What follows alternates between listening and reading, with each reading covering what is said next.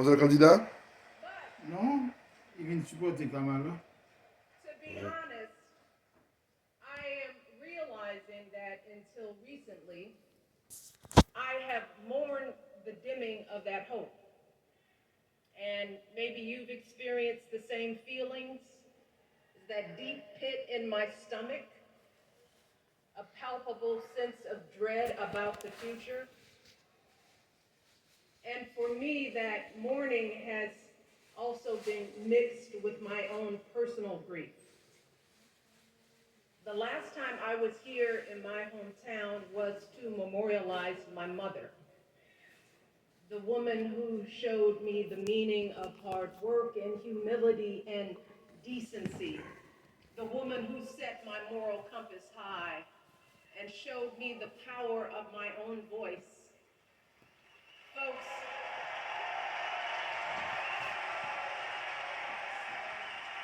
I still feel her loss so profoundly. I wasn't even sure if I'd be steady enough to stand before you tonight, but my heart compelled me to be here because of the sense of duty that I feel to honor her memory and to remind us all not to squander the sacrifices our elders made to give us a better future. You see, my mom, in her steady, quiet way, lived out that striving sense of hope every single day of her life. She believed that all children, all people have value, that anyone can succeed if given the opportunity. She and my father didn't aspire to be wealthy. In fact, they were suspicious of folks who took more than they needed. They understood that it wasn't enough for their kids to thrive if everyone else around us was drowning. So my mother volunteered at the local school. She always looked out for the other kids on the block. She was glad to do the thankless, unglamorous work that for generations has strengthened the fabric of this nation. The belief that if you do unto others, if you love thy neighbor, if you work and scrape and sacrifice, it will pay off. If not for you, then maybe for your children or your grandchildren. You see, those values have been passed on through family farms and factory towns, through tree-lined streets and crowded tenements, through prayer groups and National Guard units and social studies classrooms. Those were the values my mother poured into me until her very last breath. Kamala Harris and I built our lives on those same foundational values. Even though our mothers grew up an ocean apart, they shared the same belief in the promise of this country. That's why her mother moved here from India at 19. It's why she taught Kamala about justice, about the obligation to lift others up, about our responsibility to give more than we take. She'd often tell her daughter, don't sit around and complain about things, do something.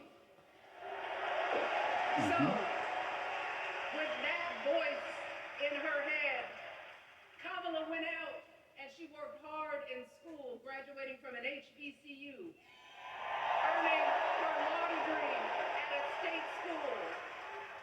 And then she went on to work for the people, fighting to hold lawbreakers accountable, strengthening the rule of law, fighting to get folks better wages, cheaper prescription drugs, a good education, decent health care, child care, elder care.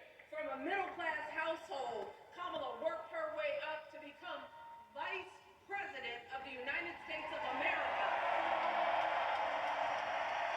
My girl, Kamala Harris, is more than ready for this moment. She is one of the people ever Sakın entelektüeller. office of the presidency. And she is one of the most dignified. A tribute to her mother, to my mother, and to your mother too. The embodiment of the stories we tell ourselves about this country. Her story is your story. It's my story. It's the story of the vast majority of Americans trying to build a better life. Look, Kamala knows, like we do, that regardless of where you come from, what you look like, who you love, how you worship, or what's in your bank account, we all deserve the opportunity to build a decent life. All of our contributions deserve to be accepted and valued. Because no one has a monopoly on what it means to be an American. No one.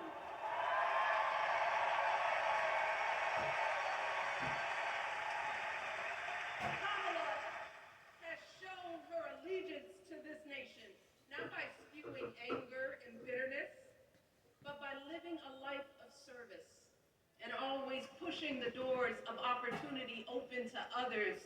She understands that most of us will never be afforded the grace of failing forward. We will never benefit from the affirmative action of generational wealth.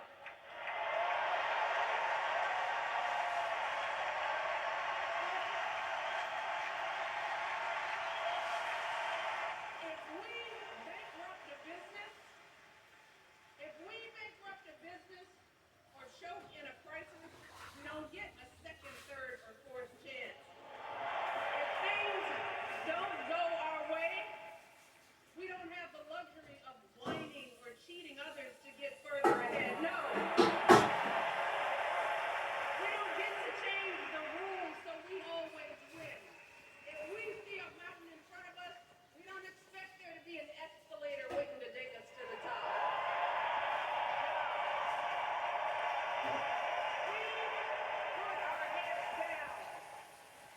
We get to work.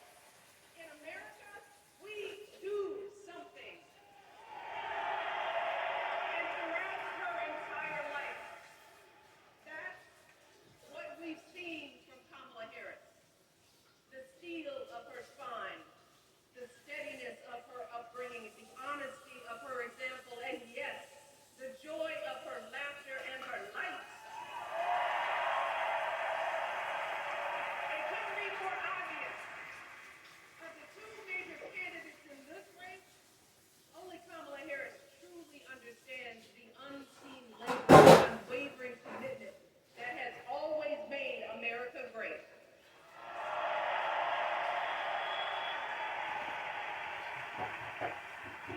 Now, unfortunately, we know what comes next. We know folks are going to do everything they can to distort her truth. My husband and I sadly know a little something about this. For years, Donald Trump did everything in his power to try to make people fear us. See, his limited, narrow view of the world made him feel threatened by the existence of two hardworking, highly educated, successful people who happen to be black.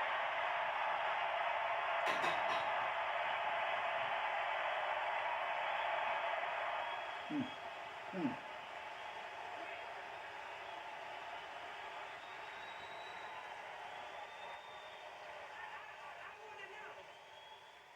want to know. Who's going to tell him that the job he's currently seeking might just be one of those black jobs?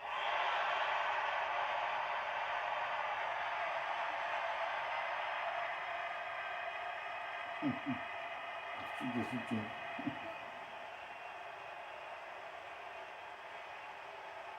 his same old con. His same old con. Doubling down on ugly, misogynistic, racist lies as a substitute for real ideas and solutions that will actually make people's lives better. Look, because cutting our health care, control our bodies, the freedom to become a mother through IVF like I did, those things are not going to improve the health outcomes of our wives, mothers, and daughters. Shutting down the Department of Education, banning our books, none of that will prepare our kids for the future. Demonizing our children for being who they are and loving who they love, look, that doesn't make anybody's life better.